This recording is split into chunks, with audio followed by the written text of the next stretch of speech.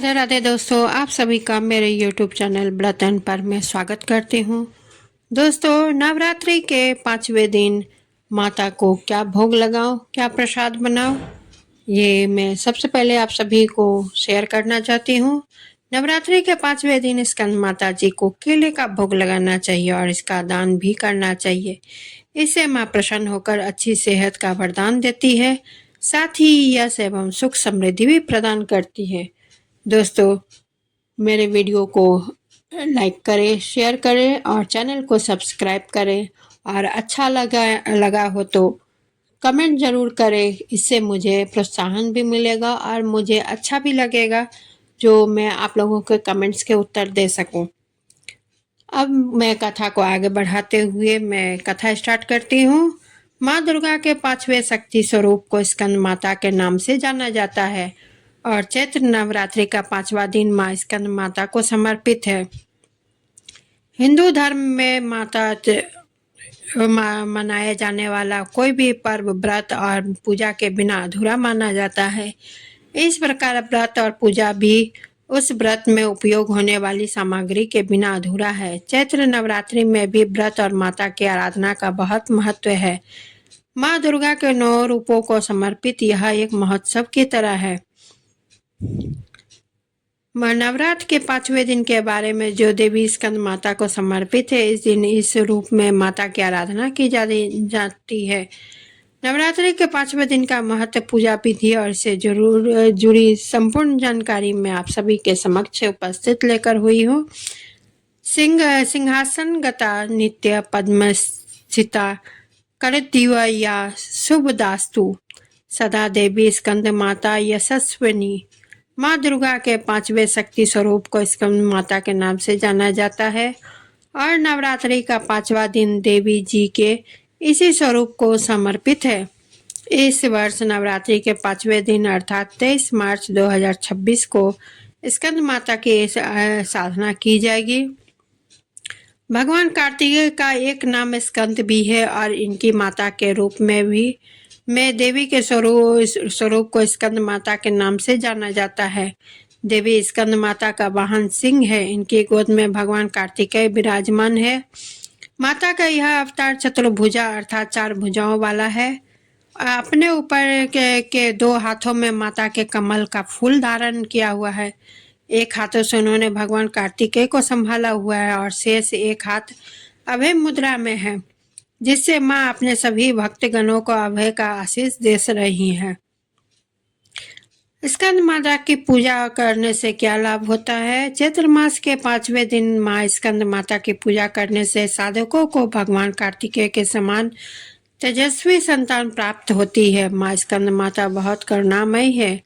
वह अपने भक्तों से हुई हर त्रुटि के लिए उन्हें क्षमादान देती है। माँ की पूजा करने से भगवान कार्तिकेय का आशीर्वाद स्वतः ही साधकों को मिल जाता है। माँ स्कंद माता को प्रिय रंग लाल है, लाल अति प्रिय है। माता की पूजा कैसी करनी चाहिए? ध्यानपूर्वक सुने। सर्वप्रथम सुवर्णित कर्मों से निवृत्त होकर स्नान करके स्वच्छ वस्त्र धारण करें। चौकी को साफ करके वहां गंगा जल का छिड़काव करें। चौकी पर अपने एक दिन पहले जो पुष्प चढ़ाए उन्हें हटा दें। आपको बता दूं कि चौकी की स्थापना प्रथम दिन ही की जाती है, इसलिए पूजन के स्थल पर विसर्जन से पहले झाड़ू ना लगाएं। इसके बाद आप पूजन स्थल पर आसन ग्रहण कर ले। इसके बाद माता की आराधना शुरू करें।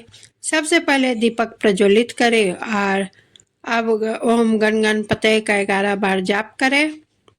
भगवान गणेश को नमन करें।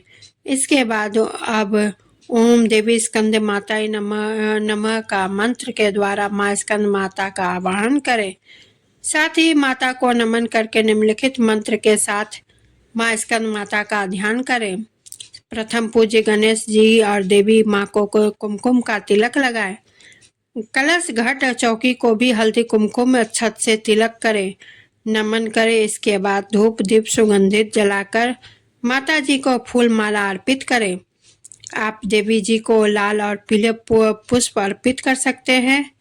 निर्वाण मंत्र के ओम ह्रीं क्लीं चामुंडा विचे यथाशक्ति 11, 21, 51 या 108 बार जाप करें। एक धूपदान में उपला जलाकर इस पर लौंग, गुगुल, कर्पूर या घी डालकर माता को धूप दें और इसके बाद इस धूप को पूरे घर में दिखाएं। आपको बता दें कि कई साधक केवल अष्टमी या नवमी पर हवन करते हैं, वहीं कई साधक इस विधि से धूप जलाकर पूरे 9 दिनों तक साधना करते हैं। आप अपने घर की परंपरा या अपनी इच्छा के अनुसार यह प्रक्रिया कर सकते हैं। अब भोग के रूप में मिठाई या फल माता को अर्पित करें। इसके बाद माता स्कंद माता की आरती गाएं। भोग के मैंने कह दिया है और कथा स्टार्ट करते हैं। पौराणिक कथा के अनुसार तारकासुर ने कठोर तपस्या करके ब्रह्मा जी को प्रसन्न कर दिया था। तब ब्रह्मा जी प्रसन्न होकर इस राक्षस को साक्षात दर्शन दिए। ब्रह्मा जी को देखकर तारकासुर ने भगवान से अमर होने का वरदान मांगा। ब्रह्मा जी ने इस वर को सुनकर उनसे कहा, हे पुत्र, जो इस धरती पर जन्म लिया है उसका मरना निश्चय है। तब तारकासुर ब्रह्मा जी का यह वचन सुनकर निराश होकर फिर से ब्रह्मा जी से कहा कि हे प्रभु, कुछ ऐसा करेंगे कि मैं शिव जी के पुत्र के हाथों मरूं। उसके मन में यह था कि भगवान शिव की विवाह तो होगी ही नहीं और ना ही उनका कोई पुत्र होगा, इस वजह से उसकी मृत्यु भी नहीं हो सकेगी। तब ब्रह्मा जी तथास्तु कहकर वहां से अंतर्ध्यान हो गए। फिर तो तारकासुर ने अपने अत्याचार से पूरी पृथ्वी और स्वर्ग को त्रस्त कर दिया। हर कोई इसके अत्याचारों से परेशान हो चुका था। तब भगवान परेशान होकर शिव जी के पास गए। उन्होंने हाथ जोड़ते हुए शिव जी से तारकासुर से मुक्ति दिलाने को कहा। तब भगवान शिव ने पार्वती से विवाह किया और कार्तिकेय के पिता बने। बाद में भगवान कार्तिकेय बड़े होकर तारकासुर का वध किया। आपको बता दे कि स्कंद माता कार्तिकी ही माता है। तो दोस्तों, आप सभी को मेरी ये वीडियो कैसी लगी? अच्छी लगी हो तो वीडियो कमेंट्स करें, वीडियो को लाइक शेयर करें, चैनल को सब्सक्राइब करें और बेल आइकन को क्लिक रखें, जिससे कि मेरी कोई भी नई वीडियो का नोटिफिकेशन सबसे पहले आप तक पहुंचे। और इसी के साथ मैं विदा लेती हूं। धन्यवाद।